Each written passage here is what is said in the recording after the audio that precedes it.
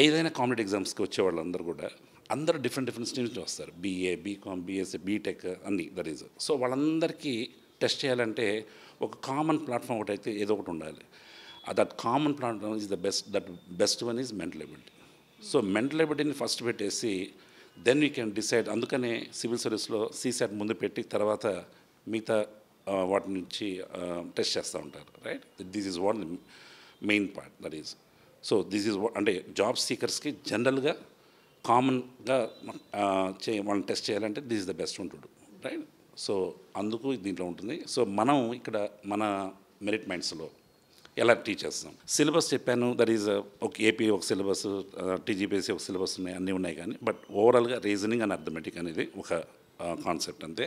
రెండు సబ్జెక్టులు, pure maths అనేది కూడా కొంత.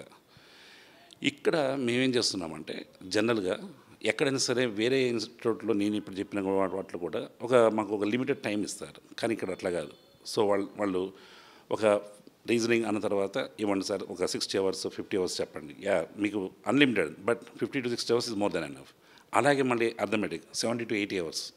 ఇలా ఇన్ని అవర్స్ చెప్పడం వల్ల వాళ్ళకి కేవలం గ్రూప్ 1 గ్రూప్ 2 కాకుండా మిగతా వేరే ఎగ్జామ్స్ అన్నిటికి కూడా ఉపయోగపడేలా ఉంటే, సో దట్ మళ్ళీ ఇంకోసారి కోచింగ్ అనేది వాళ్ళు టైం ఇన్వెస్ట్ చేసుకోకుండా చేస్తే సరిపోతుంది.